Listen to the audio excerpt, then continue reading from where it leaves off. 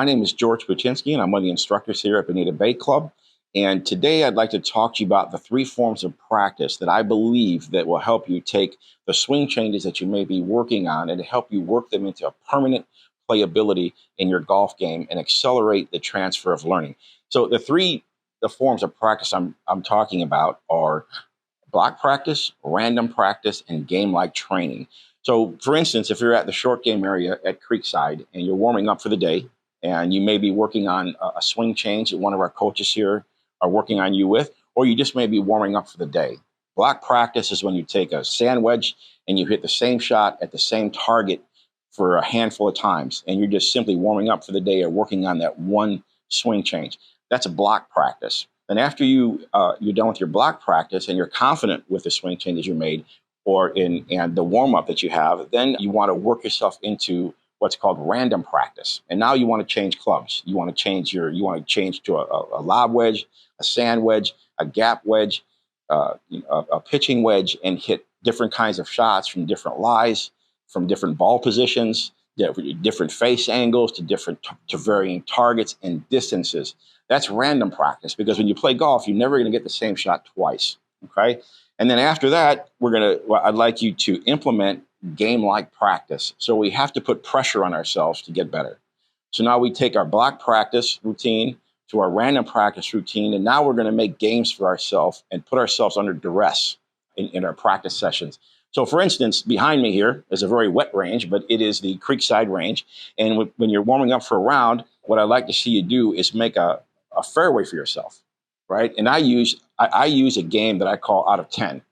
So you make a fairway for yourself. You tell yourself, I'm going to get out of 10 shots, I'm going to get 5 tee shots within the grid that I pick.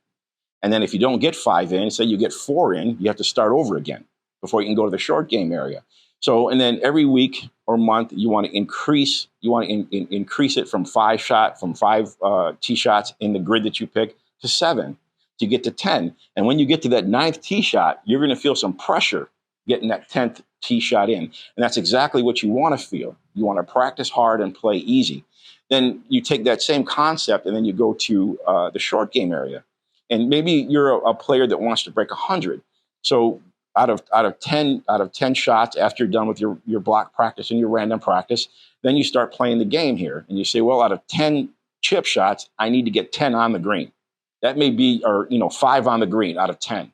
That may be where you're at in your golf game. And then when you get 5 shots on the green in one try, right?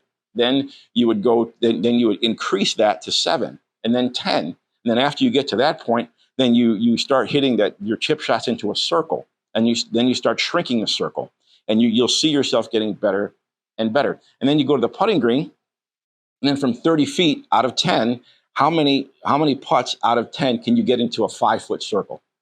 Okay, out of 10.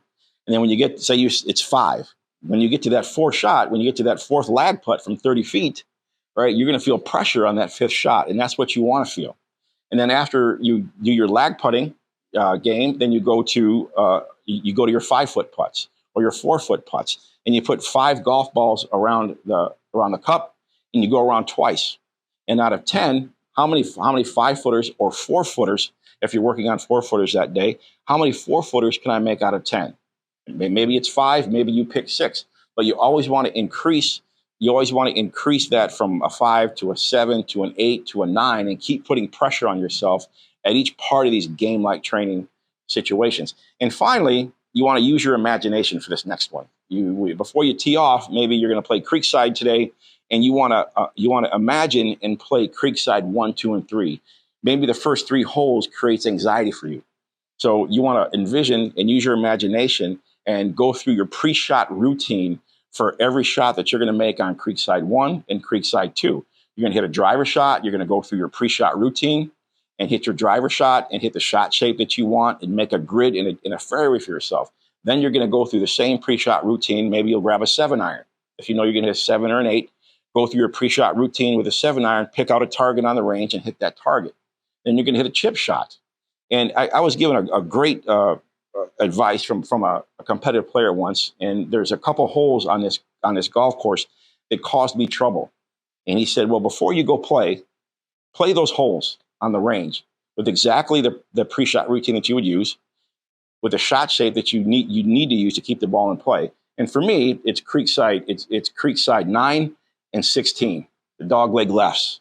So those are the shots that create a lot of anxiety for me. So I go through my pre-shot routine and hit a fade and make sure that I hit my fade a couple times, envisioning the hole and play the hole exactly the way it plays on the range.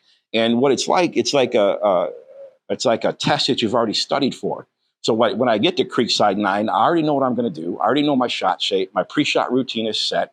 And it's not a long hole. All you have to do is get that ball in play. So there's many ways to put yourself in game-like conditions and game-like training. But I believe if you use these techniques, your golf handicaps will go down, your scores will be better, and you'll have more fun on the golf course. So I hope this helps. Until next time, I'll see you on the lesson tee.